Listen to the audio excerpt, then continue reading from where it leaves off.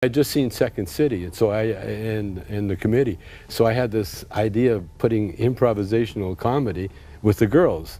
And so the girls, instead of pretending to take off their clothes, they really took off their clothes. Yeah. And you could hear a pin drop. Yeah, yeah, yeah. And so Tommy Chong made America laugh for decades. But in 1985, something happened during a hotel room fight that destroyed everything. He cried alone while his partner walked away forever. What the public didn't know was darker. Secret emails, stolen millions, and a son who lied to save his father's legacy. At 87, Tommy finally admitted the truth about the night that ended Cheech Chong. And it wasn't creative differences. It was something far more painful that Hollywood never wanted you to know. Tommy Chong was born on May 24, 1938, in Edmonton, Alberta. His father, Stanley, had come to Canada from China during the 1930s, when Chinese immigrants were brought in to build the railroads. Most of them were treated horribly and paid almost nothing. Stanley got injured in World War II and later worked as a truck driver, making only $50 a week.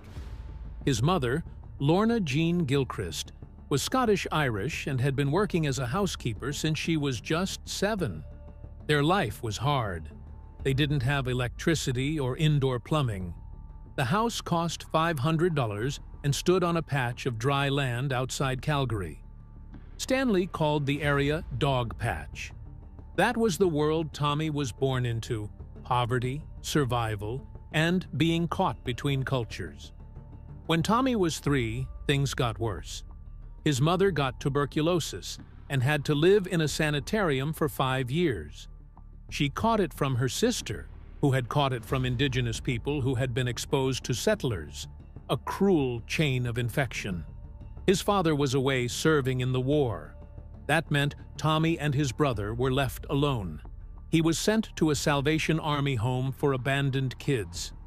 They treated him kindly, but called him their cute little brown guy. Even their kindness reminded him that he was different. He was misdiagnosed with tuberculosis and got painful injections every day for pleurisy. He started to learn early what it meant to be an outsider. By age 5, his family had moved into Calgary's Chinatown. They lived in a single room above a Chinese restaurant, where the air always smelled like soy sauce and garlic.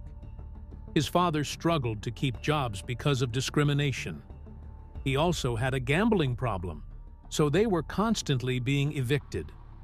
Tommy later said Calgary in the 1950s felt like Biloxi, Mississippi, when it came to racism. He found comfort in the underground jazz scene. He connected with other kids who were also pushed aside: Black, Indigenous, and immigrant youth. That's where he found music. That's where he started to find himself. At 16, Tommy left Crescent Heights High School. He said it was probably just before they were going to kick him out anyway.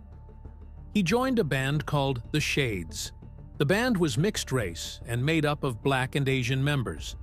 They played gigs at the Royal Canadian Legion and attracted huge crowds. But their success scared the authorities. One day in December 1957, the mayor, the police chief, and city lawyers told them to leave Calgary. The reason? They were too popular, and they were not white. So they were exiled, literally told to get out of town. Tommy was 19. After that, Tommy did whatever he could to survive. He drove trucks, sold cars, anything that paid. Then he had a car accident that left him with a limp and chronic pain. He was only 18. That injury changed everything. He couldn't do physical work anymore. So he started making jokes about his limp, about racism, about all of it. Comedy became his shield. He said music got you laid, even if you looked like a skinny, long-haired geek. Humor became how he got through life. In the early 1960s, Tommy's band moved to Vancouver and became Little Daddy and the Bachelors. In 1964, they recorded Chuck Berry's Too Much Monkey Business for RCA Victor. By 1965, they had become Bobby Taylor and the Vancouvers. They signed with Motown. Tommy co-wrote "Does Your Mama Know About Me?", which hit number 29 on Billboard. But in 1965, he missed a show in Chicago because he was applying for a green card. Motown fired him.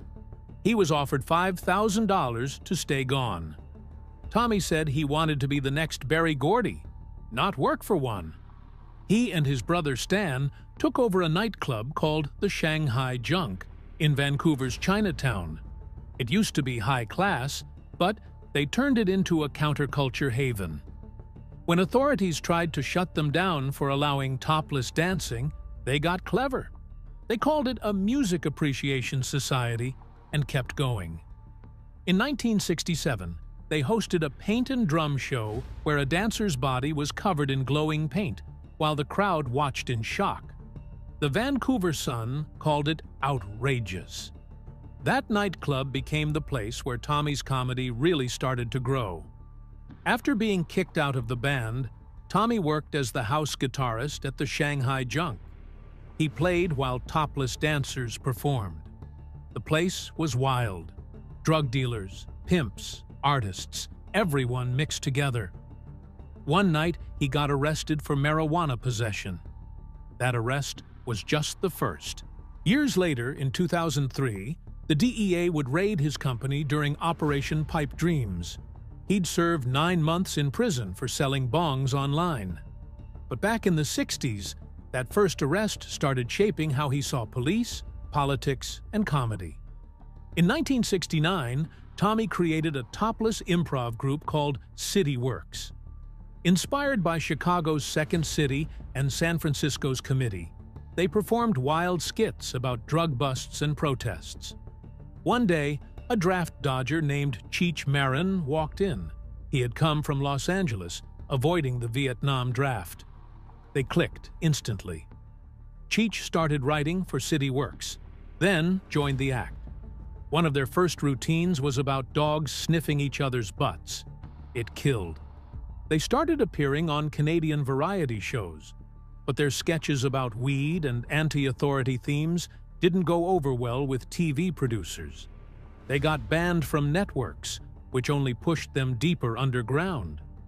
That rejection gave them the freedom to build something totally their own.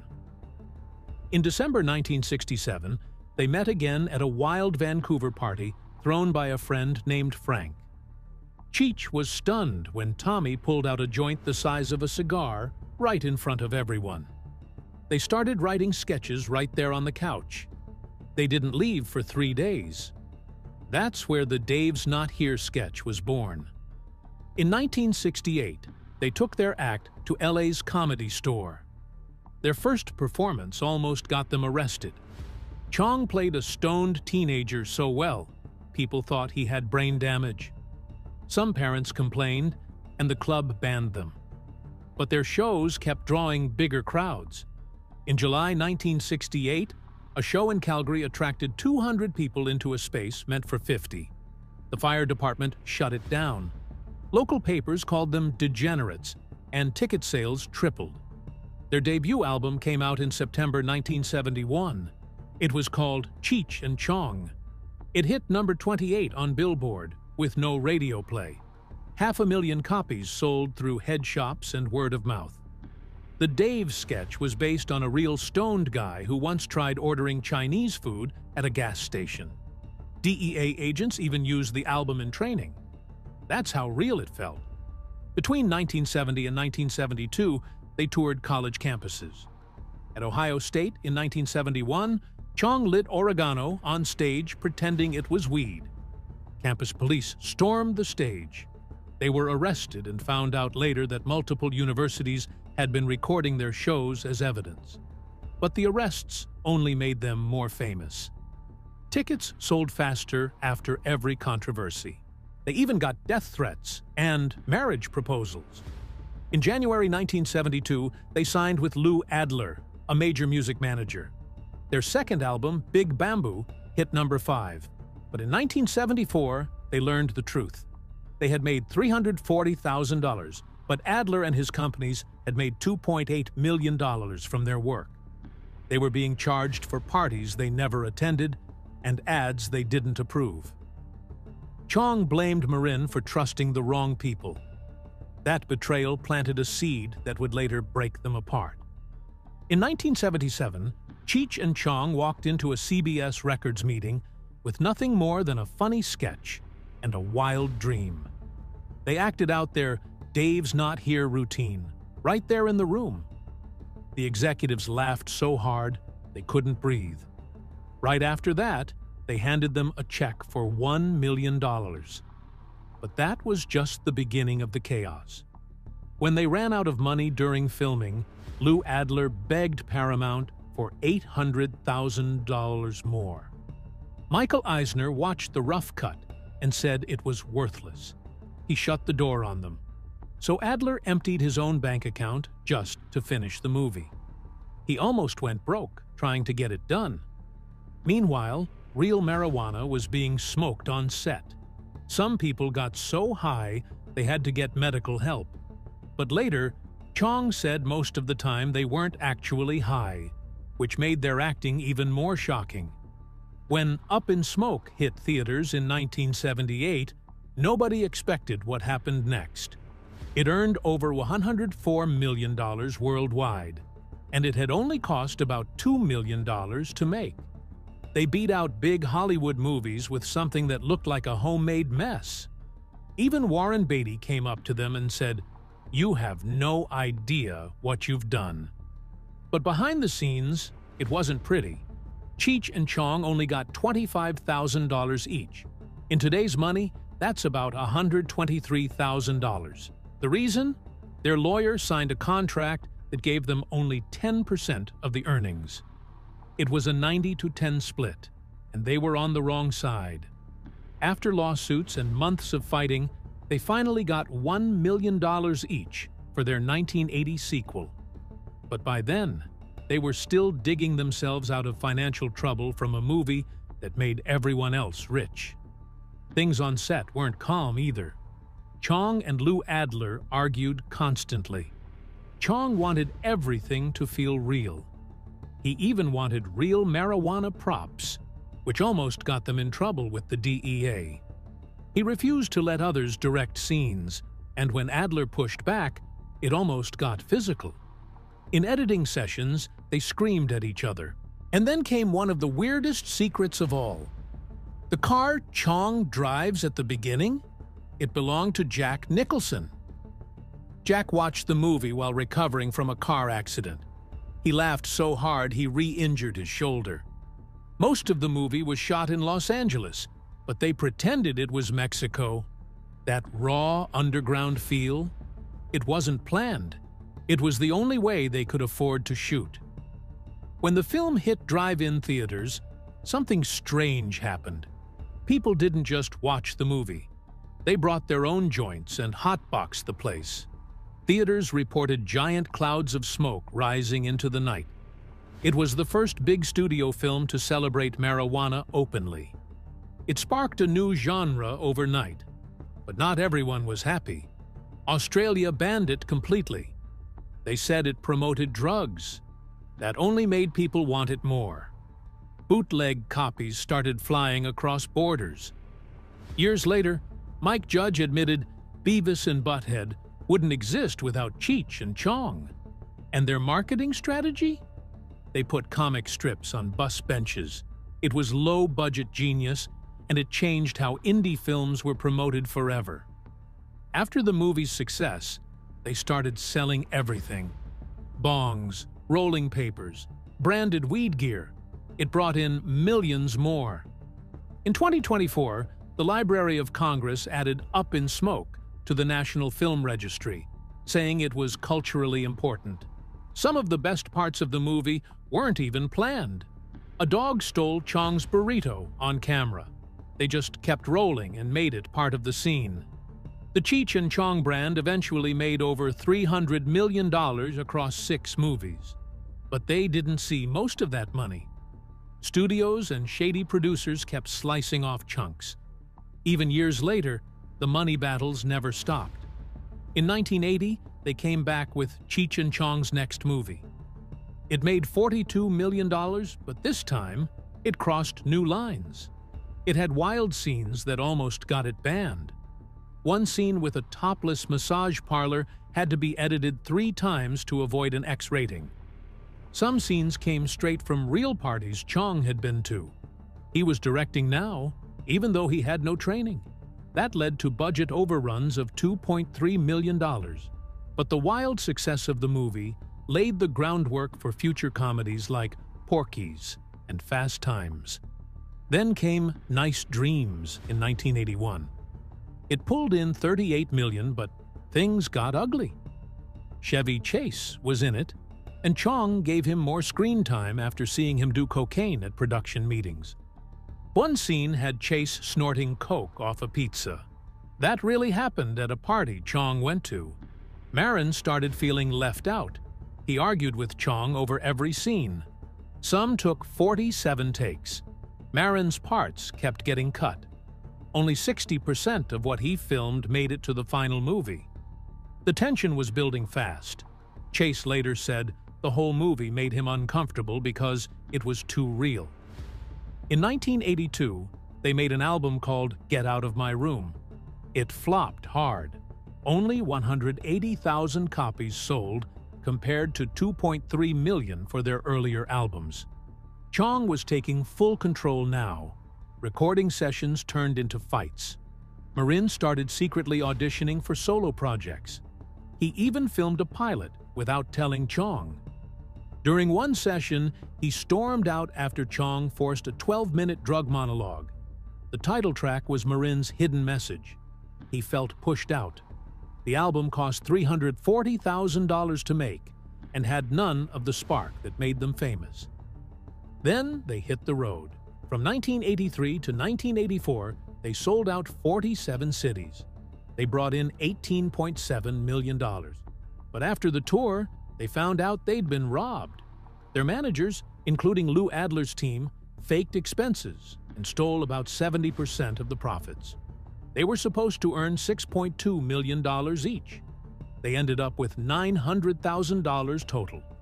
The scam involved fake rental fees, fake catering bills, and stolen merchandise rights worth $4.1 million. The betrayal crushed them. They were now deep in debt, even though nearly 1 million fans had come to see them. The trust was gone.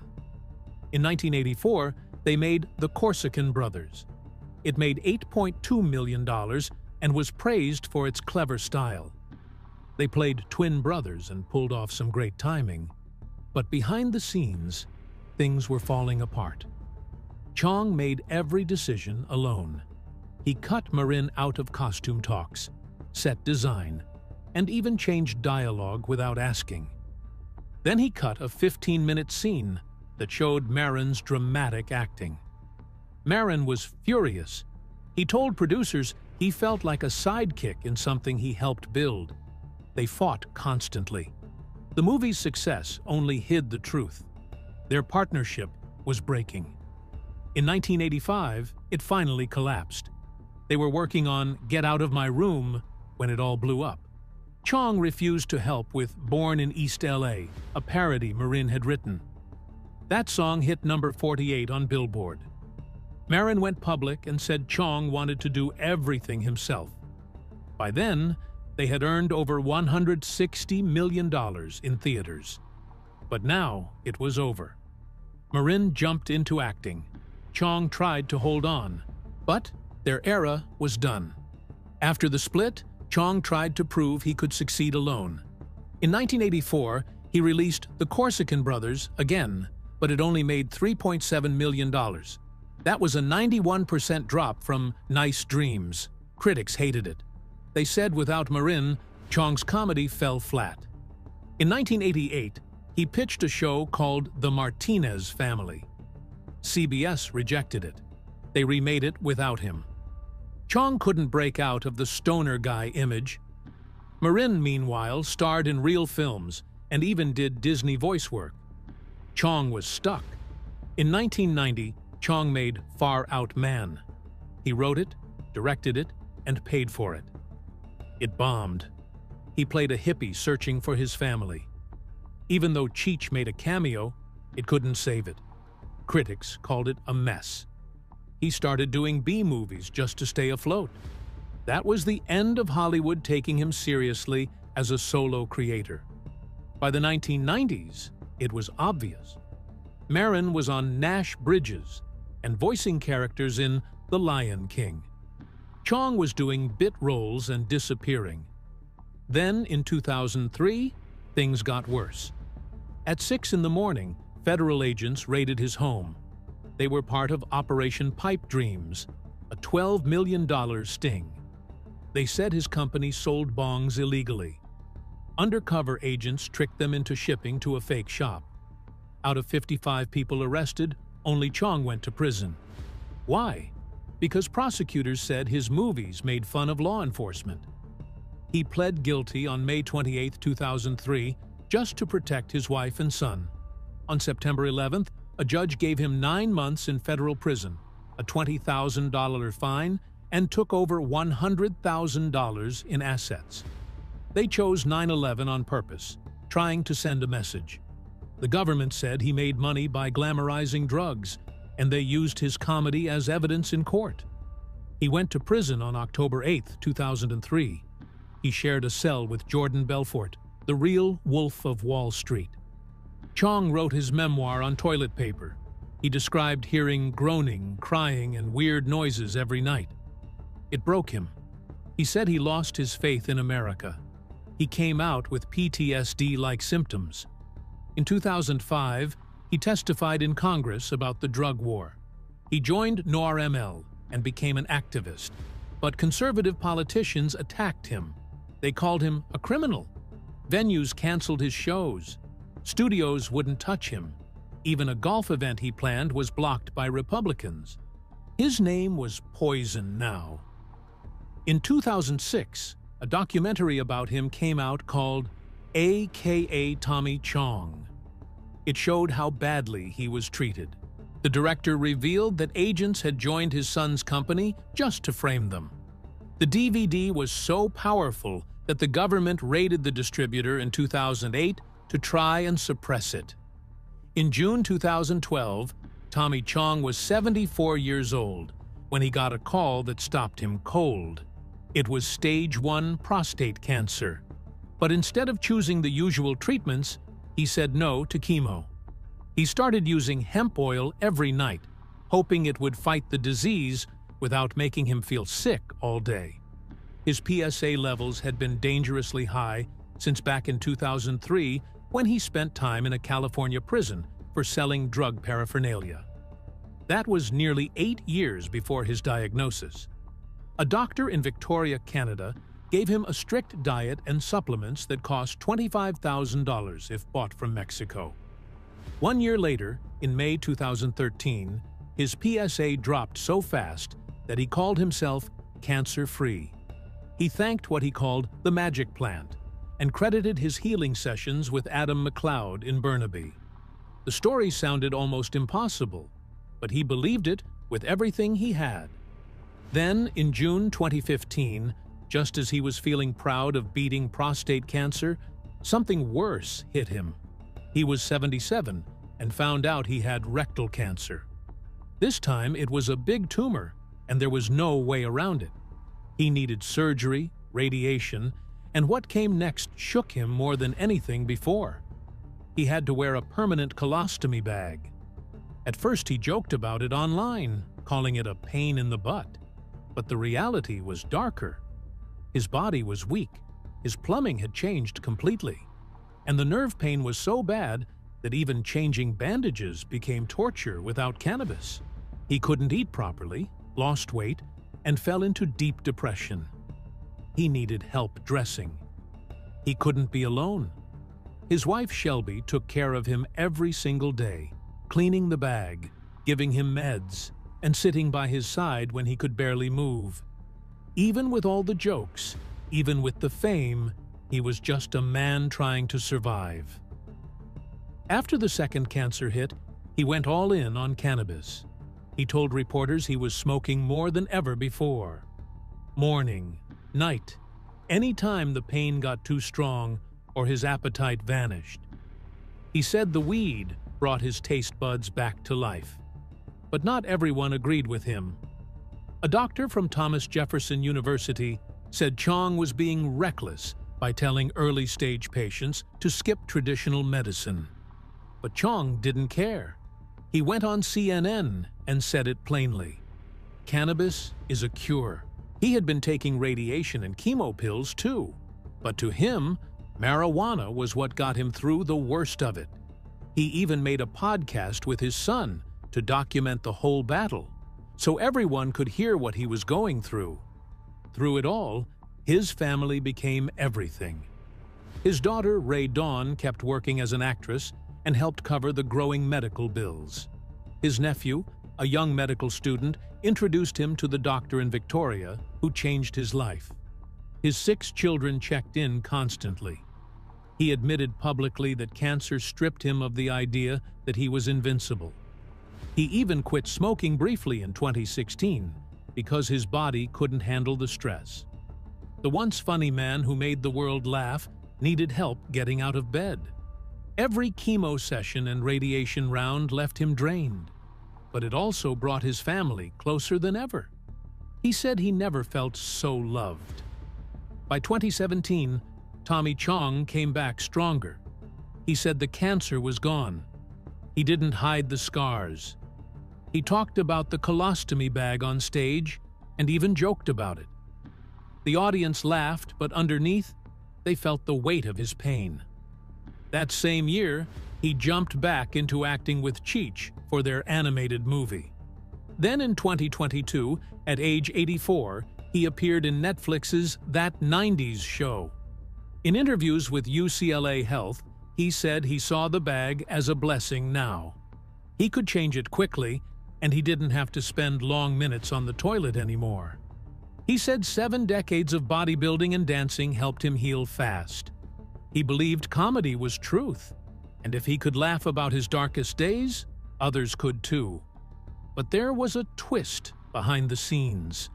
In 2008, his son Paris pulled a stunt that changed everything. Cheech Marin had tried to reach out for a reunion, but their meeting didn't go well. Still, it left a mark on Chong. He emailed Cheech afterward to say he appreciated it. Then, Paris secretly emailed Cheech again, pretending to be his dad. He said, "Let's get back together." It worked. That year, they started the Light Up America tour, their first in 25 years. It hit over 20 cities like Detroit, Boston, and Dallas.